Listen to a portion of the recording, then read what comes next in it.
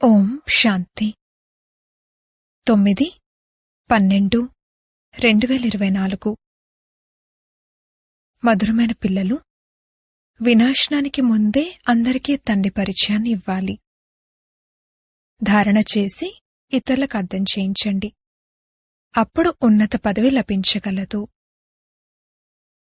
ప్రశ్న: రాజయోగి విద్యార్థులకు తండ్రి డైరెక్షన్ ఏమిటి?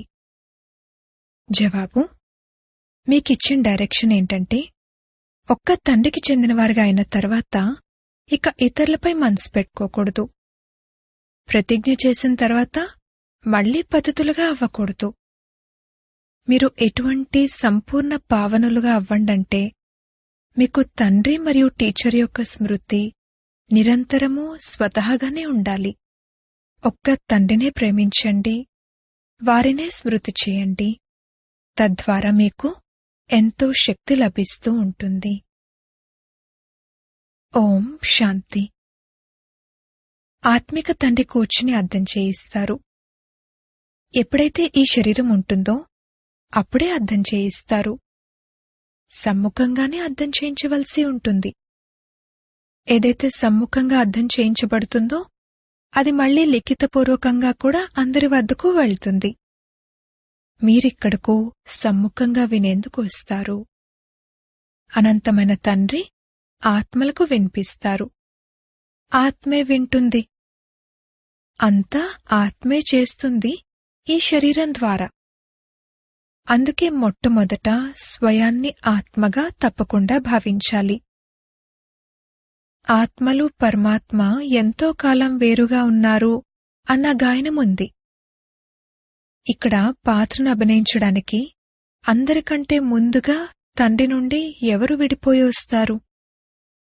మీరు ఎంత సమయం తండ్రి నుండి వేరుగా ఉన్నారు అని మిమ్మల్ని అడిగితే మీరు 5000 సంవత్సరాలు అంటారు. పూర్తి లెక్కైతే ఉంది కదా. ఏ విధంగా నంబర్వారుగా వస్తారు అనేది పిల్లలైన మీకు తెలుసు. తండ్రి పైన ఉండేవారు. వారు కూడా ఇప్పుడు మీ అందరి బ్యాటరీని ఛార్జ్ చేయడానికి కిందకొచ్చేశారు. ఇప్పుడు తండ్రిని స్మృతి చేయాలి. ఇప్పుడైతే తండ్రి సమ్ముఖంగా ఉన్నారు కదా. భక్తి మార్గంలోనైతే తండ్రి కర్తవ్యం గురించి తెలియదు. అక్కడ వారి నామరూప దేశకాలాలను గురించి తెలియదు. మీకైతే నామరూప దేశకాలన్నింటి గురించి తెలుసు. ఈ రథం ద్వారా తండ్రి మనకు అన్ని రహస్యాలను అర్థం చేయిస్తారని మీకు తెలుసు. రచయిత మరియు రచన యొక్క ఆది మధ్యాంతాల రహస్యాన్ని అర్థం చేయించారు. ఇదెంత సూక్ష్మమైన విషయం! ఈ మనుష్య సృష్టిరూపీ వృక్షం యొక్క బీజరూపుడు తండ్రే. వారిక్కడికి తప్పకుండా వస్తారు. కొత్త ప్రపంచాన్ని స్థాపన చేయడం వారి పనే. అక్కడ కూర్చునే వారు స్థాపన చేస్తారని కాదు. బాబా ఈ తను ద్వారా మనకు సమ్ముఖంగా అర్థం చేయిస్తున్నారని పిల్లలైన మీకు తెలుసు. ఇది కూడా తండ్రి ప్రేమే కదా. ఇంకెవరికీ వారి చరిత్ర గురించి తెలియదు. గీత ఆది సనాతన దేవీదేవత ధర్మం యొక్క శాస్త్రం. ఈ జ్ఞానం తర్వాత వినాశనం జరుగుతుందని కూడా మీకు తెలుసు. వినాశనం తప్పకుండా జరగనున్నది. ఇతర ధర్మస్థాపకులెవరైతే వస్తారో వారు వచ్చినప్పుడు వినాశనం జరగదు. వినాశన సమయమే ఇది. అందుకే మీకు ఏ జ్ఞానమైతే లభిస్తుందో అది మళ్లీ అంతమైపోతుంది. పిల్లలైన మీ బుద్ధిలో ఈ విషయాలన్నీ ఉన్నాయి. మీరు రచయిత మరియు రచనలను తెలుసుకున్నారు. వాస్తవానికి రెండు అనాదియే. అవి నడుస్తూనే ఉంటాయి. సంగమంలో రావడమే తండ్రి పాత్ర. భక్తి అర్ధకల్పం నడుస్తుంది. జ్ఞానం అలా నడవదు. జ్ఞాన వారసత్వం అర్ధకల్పం కొరకు లభిస్తుంది. జ్ఞానమైతే ఒకేసారి కేవలం సంగమంలోనే లభిస్తుంది. మీ ఈ క్లాస్ ఒకేసారి జరుగుతుంది. ఈ విషయాలను బాగా అర్థం చేసుకుని మళ్లీ ఇతరులకు అర్థం చేయించాలి కూడా. పదవి ఆధారమంతా సేవపైనే ఉంది. పురుషార్థం చేసి ఇప్పుడిక కొత్త ప్రపంచంలోకి వెళ్లాలని మీకు తెలుసు. ధారణ చేసి ఇతరులకు అర్థం చేయించాలి. దీనిపైనే మీ పదవి ఆధారపడి ఉంది. వినాశనం జరిగే కంటే ముందే అందరికీ తండ్రి పరిచయాన్ని ఇవ్వాలి మరియు రచన యొక్క ఆది మధ్యాంతాల పరిచయాన్ని ఇవ్వాలి. జన్మజన్మాంతరాల పాపాలు అంతమైపోవాలని మీరు కూడా తండ్రిని స్మృతి చేస్తారు. ఎప్పటి వరకైతే తండ్రి చదివిస్తూ ఉంటారో అప్పటి వరకు స్మృతి తప్పకుండా చేయాలి. చదివించేవారితో యోగమైతే ఉంటుంది కదా. టీచర్ చదివిస్తారు కావున అతనితో యోగం ఉంటుంది. యోగం లేకుండా ఎలా చదవగలరు? యోగం అనగా చదివించేవారి యొక్క స్మృతి. వీరు తండ్రి కూడా, టీచర్ కూడా, సద్గురు కూడా 3 రూపాలలోనూ పూర్తిగా స్మృతి చేయవలసి ఉంటుంది. ఈ సద్గురు మీకు ఒకేసారి లభిస్తారు. జ్ఞానంతో సద్గతి లభించింది. దాంతో ఇక గురువుల ఆచారమే సమాప్తమైపోతుంది. తండ్రి టీచర్ యొక్క ఆచారం నడుస్తుంది. గురువు యొక్క ఆచారం సమాప్తమైపోతుంది. సద్గతి లభించేసింది కదా. నిర్వాణధామంలోకి మీరు ప్రాక్టికల్గా వెళ్తారు. మళ్లీ మీ సమయం అనుసారంగా పాత్రను అభినయించడానికి వస్తారు. ముక్తి, జీవన్ముక్తి రెండూ మీకు లభిస్తాయి. ముక్తి కూడా తప్పకుండా లభిస్తుంది. కొద్ది సమయం కొరకు ఇంటికి వెళ్ళి ఉంటారు. ఇక్కడైతే శరీరంతో పాత్ర అభినయించవలసి ఉంటుంది. చివర్లో పాత్రధారులందరూ వచ్చేస్తారు. నాటకం ఎప్పుడైతే పూర్తవుతుందో అప్పుడు పాత్రధారులందరూ స్టేజ్ పైకి వచ్చేస్తారు. ఇప్పుడు కూడా పాత్రధారులందరూ స్టేజ్ పైకి వచ్చి ఉన్నారు. ఎంత ఘోరమైన గందరగోళం ఉంది. సత్యుగం ఆదిలో ఇటువంటి ఘోరమైన గందరగోళం ఉండేది కాదు. ఇప్పుడైతే ఎంతటి అశాంతి ఉంది. ఇప్పుడు ఏ విధంగా తండ్రికి సృష్టిచక్రం యొక్క జ్ఞానం ఉందో అలాగే పిల్లలకు కూడా జ్ఞానం ఉంది. బీజానికి తన వృక్షం ఎలా వృద్ధి చెంది అంతమవుతుంది అన్న జ్ఞానం ఉంది కదా. ఇప్పుడు మీరు కొత్త ప్రపంచం యొక్క అంటును కట్టేందుకు లేక ఆది సనాతన దేవీదేవత ధర్మం యొక్క అంటును కట్టేందుకు కూర్చునున్నారు. ఈ లక్ష్మీనారాయణులు రాజ్యాన్ని ఎలా పొందారు అన్నది మీకు తెలుసు. ఇప్పుడు మనం కొత్త ప్రపంచం యొక్క యువరాజులుగా అవుతామని మీకు తెలుసు. ఆ ప్రపంచంలో ఉండేవారందరూ స్వయాన్ని యజమానులుగానే పిలుచుకుంటారు కదా. ఏ విధంగా ఇప్పుడు కూడా అందరూ భారత్ మా దేశము అని అంటారు కదా. ఇప్పుడు మనం సంగమంలో నిలబడి ఉన్నామని, శివాలయంలోకి వెళ్లనున్నామని మీరు భావిస్తారు. ఇప్పుడిక అక్కడికి వెళ్లిపోనున్నాము. మనం వెళ్లి శివాలయానికి యజమానులుగా అవుతాము. మీ లక్ష్యము, ఉద్దేశమే ఇది. యథా రాజారాణి తదా ప్రజ అందరూ శివాలయానికి యజమానులుగా అవుతారు. ఇకపోతే రాజధానిలో భిన్న భిన్న పదవులైతే ఉండనే ఉంటాయి. అక్కడ మంత్రులెవరూ ఉండనే ఉండరు. ఎప్పుడైతే పతితులుగా అవుతారో అప్పుడే మంత్రులుంటారు. లక్ష్మీనారాయణులు లేక సీతారాముల యొక్క మంత్రులు అని మీరు విని ఉండరు. ఎందుకంటే వారు స్వయం సతోప్రధానమైన పావన బుద్ధి కలవారు. మళ్లీ ఎప్పుడైతే పతితులుగా అవుతారో అప్పుడు రాజు రాణులు సలహాలు తీసుకునేందుకు ఒక మంత్రిని పెట్టుకుంటారు. ఇప్పుడైతే చూడండి, అనేకానేక మంది మంత్రులున్నారు. ఇది చాలా ఆనందకరమైన నాటకమని పిల్లలైన మీకు తెలుసు. నాటకం ఎప్పుడూ ఆనందాన్ని కలిగించేదిగానే ఉంటుంది. సుఖం కూడా ఉంటుంది, దుఃఖం కూడా ఉంటుంది. ఈ అనంతమైన నాటకం గురించి పిల్లలైన మీకే తెలుసు.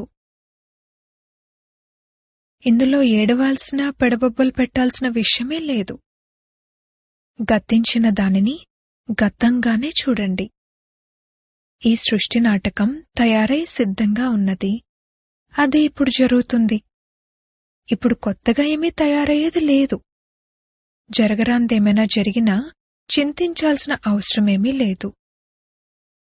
ఈ నాటకం మీ బుద్ధిలో ఉంది. మనం ఇందులోని పాత్రధారులము. మన 84 జన్మల పాత్ర యాక్యురేట్ అయినది మరియు అవినాశి అయినది. ఎవరు ఏ జన్మలో ఏ పాత్రను అభినయిస్తూ వచ్చారో అదే అభినయిస్తూ ఉంటారు. నేటికి 5000 సంవత్సరాల క్రితం కూడా మీతో స్వయాన్ని ఆత్మగా భావించండి అనే చెప్పాను. గీతలో కూడా ఈ పదాలున్నాయి. మీకు తెలుసు, తప్పకుండా ఆది సనాతన దేవీదేవతా ధర్మం ఎప్పుడైతే స్థాపనైందో అప్పుడు తండ్రి అన్నారు, దేహపు సర్వధర్మాలను వదిలి స్వయాన్ని ఆత్మగా భావించండి మరియు తండ్రిని స్మృతి చేయండి. మన్మనాభవ అన్న పదం యొక్క అర్థాన్నైతే తండ్రి బాగా అర్థం చేయించారు. భాష కూడా ఇదే. ఇక్కడెన్ని భాషలున్నాయో చూడండి.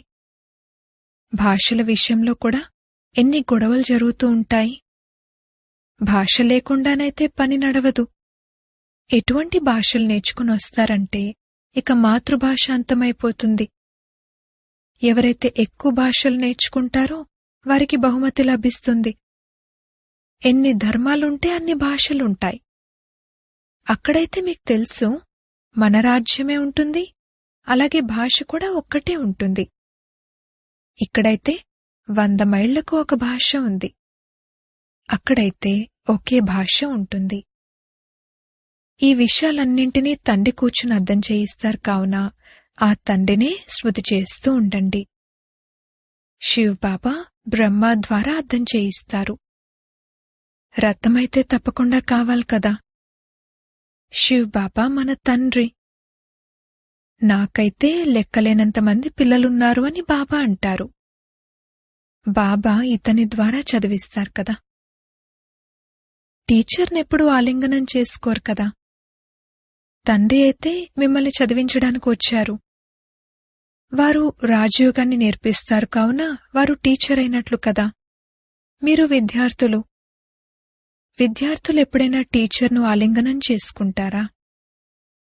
ఒక్క తండ్రికి చెందినవారుగా అయిన తర్వాత ఇక ఇతరులపై మనసు పెట్టుకోకూడదు. తండ్రి అంటారు, నేను మీకు రాజయోగాన్ని నేర్పించడానికి వచ్చాను కదా. మీరు శరీరధారులు, నేను అశరీరిని, పైన ఉండేవాడిని. ఏమంటారంటే, బాబా మీరు పావనంగా చేయడానికి రండి అని పిలుస్తారు అనగా మీరు పతితులుగా ఉన్నట్లే కదా. మరి నన్ను ఎలా ఆలింగనం చేసుకోగలరు? ప్రతిజ్ఞ చేసి మళ్లీ పతితులుగా అయిపోతారు. ఎప్పుడైతే పూర్తిగా పావనంగా అవుతారో అప్పుడిక చివర్లో స్మృతిలో కూడా ఉంటారు. టీచర్ను గురువును స్మృతి చేస్తూ ఉంటారు. ఇప్పుడైతే చీచీగాయి పడిపోతారు. ఇంకా 100 రెట్ల దండన లభిస్తుంది. ఇతను మధ్యలో మధ్యవర్తి రూపంలో లభించారు. స్మృతి చేయవలసింది వారిని. బాబా అంటారు, నేను కూడా వారి అతి ప్రియమైన బిడ్డను. మరి నేనెలా ఆలింగనం చేసుకోగలను? మీరైతే కనీసం ఈ శరీరం ద్వారానైనా కలుసుకుంటారు. కాని నేను వారిని ఎలా ఆలింగనం చేసుకోగలను?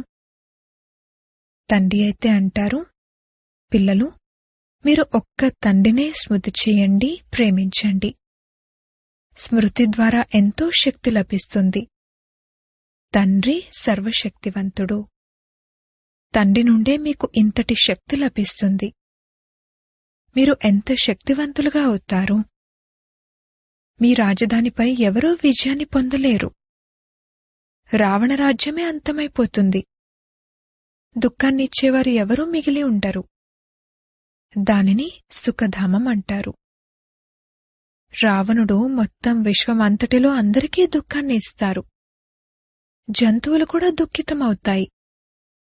అక్కడైతే జంతువులు కూడా పరస్పరం ప్రేమగా ఉంటాయి. ఇక్కడైతే అసలు ప్రేమే లేదు. ఈ డ్రామా ఎలా తిరుగుతుంది అనేది పిల్లలైన మీకు తెలుసు. దీని ఆది మధ్యాంతాల రహస్యాన్ని తండ్రి అర్థం చేయిస్తారు. కొందరు బాగా చదువుకుంటారు, కొందరు తక్కువగా చదువుకుంటారు, కానీ చదవడమైతే అందరూ చదువుకుంటారు కదా. మొత్తం ప్రపంచమంతా కూడా చదువుతుంది, అనగా తండ్రిని స్మృతి చేస్తుంది. తండ్రిని స్మృతి చేయడం ఇది కూడా చదువే కదా.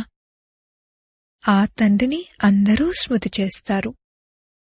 వారు సర్వుల సద్గతిదాత, సర్వులకు సుఖాన్నిచ్చేవారు. మీరొచ్చి పావనంగా తయారు చేయండి అని అంటున్నారంటే తప్పకుండా పద్ధతులుగా ఉన్నట్లే. వారు వికారులను నిర్వికారులుగా తయారు చేసేందుకే వస్తారు. హే అల్లా, మీరొచ్చి మమ్మల్ని పావనంగా చేయండి అని పిలుస్తారు కూడా. వారి పనే ఇది, అందుకే పిలుస్తారు. మీ భాష కూడా కరెక్ట్గా ఉండాలి. వారు ఒకరు అల్లా అంటే ఇంకొకరు గాడ్ అంటారు, గాడ్ ఫాదర్ అని కూడా అంటారు. చివర్లో వచ్చేవారి బుద్ధి కొంత మంచిగానే ఉంటుంది. వారు అంత దుఃఖితులవ్వరు. ఇప్పుడు మీరు సమ్ముఖంగా కూర్చున్నారు. మీరేం చేస్తారు? బాబాను ఈ బ్రుకుటిలో చూస్తారు. బాబా మళ్ళీ మీ బ్రుకుటిలో చూస్తారు.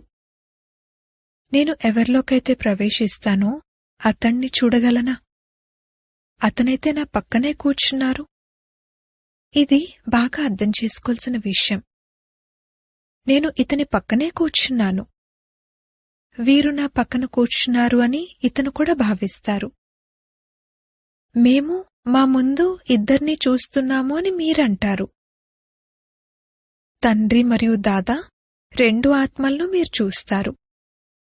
బాప్ దాదా అని ఎవరినంటారు అనే జ్ఞానం మీలో ఉంది. ఆత్మ ఎదురుగా కూర్చునుంది. భక్తి మార్గంలోనైతే కళ్ళు మూసుకుని వింటారు. చదువు ఎప్పుడూ అలా చదువుకోబడదు. టీచర్నైతే చూడాల్సి ఉంటుంది కదా. ఇక్కడైతే వీరు తండ్రి కూడా టీచర్ కూడా, కావున ఎదురుగా చూడాల్సి ఉంటుంది. వారెదురుగా కూర్చున్నప్పుడు కళ్ళు మూసుకుని ఉండడం, కునికిపాట్లు పడుతూ ఉండడం, ఇలా అయితే చదువుకోలేరు. విద్యార్థి టీచర్ను తప్పకుండా చూస్తూ ఉంటారు.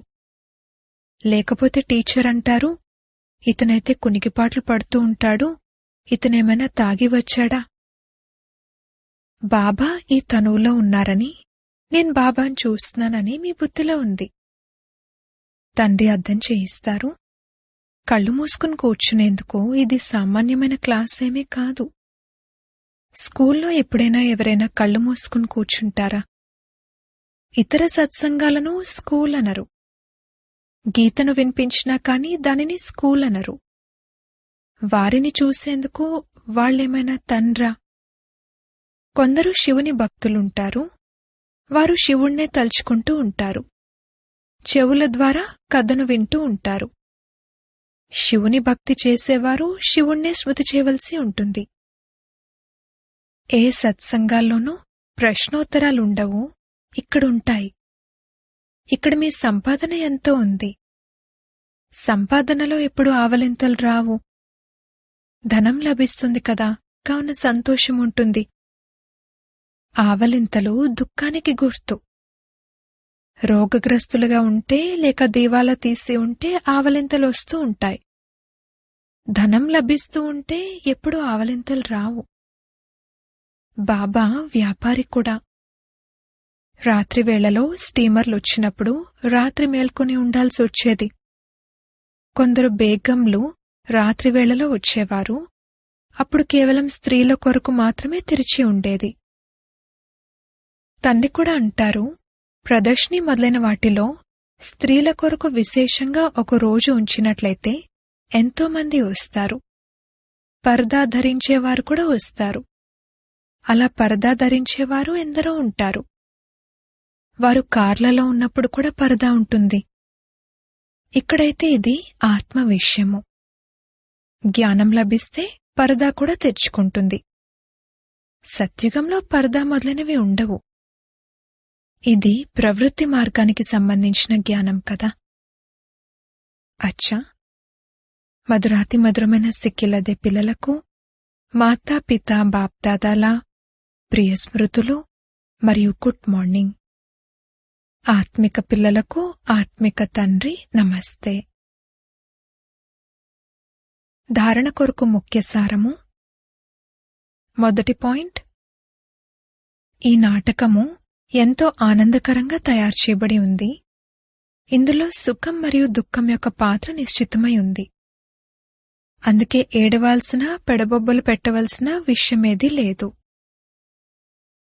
ఇది తయారు చేయబడిన, తయారవుతూ ఉన్న నాటకము అని బుద్ధిలో ఉండాలి. గతించిన దాని గురించి చింతన చేయకూడదు. రెండవ పాయింట్, ఇది సామాన్యమైన క్లాస్ కాదు. ఇందులో కళ్ళు మూసుకుని కూర్చోకూడదు. టీచర్ను ఎదురుగా చూడాలి. ఆవలింతలో మొదలైనవి రాకూడదు. ఆవలింతలో దుఃఖానికి గుర్తు. వరదానము: సంతుష్టత యొక్క 3 సర్టిఫికెట్లు తీసుకుని తమ యోగి జీవితం యొక్క ప్రభావాన్ని వేసే సహజ యోగి భవ. సంతుష్టత యోగి జీవితం యొక్క విశేష లక్ష్యం. ఎవరైతే సదా సంతుష్టంగా ఉంటారో మరియు సర్వులను సంతుష్టపరుస్తారో అటువంటి వారి యోగి జీవితం యొక్క ప్రభావం ఇతరులపై స్వతహాగా పడుతుంది. ఏ విధంగా సైన్స్ సాధనాల యొక్క ప్రభావం వాయుమండలంపై పడుతుందో అలా సహజయోగి జీవితం యొక్క ప్రభావం కూడా ఉంటుంది. యోగి జీవితానికి సంబంధించి 3 సర్టిఫికెట్లుంటాయి. 1 స్వయం యొక్క సంతుష్టత, 2 తండ్రి యొక్క సంతుష్టత, 3 లౌకిక అలౌకిక పరివారం యొక్క సంతుష్టత. స్లోగన్: స్వరాజ్యం అనే తిలకం, విశ్వ కళ్యాణం అనే కిరీటం మరియు స్థితి అనే సింహాసనంపై విరాజమానమై ఉండేవారే రాజయోగులు. ఓం శాంతి.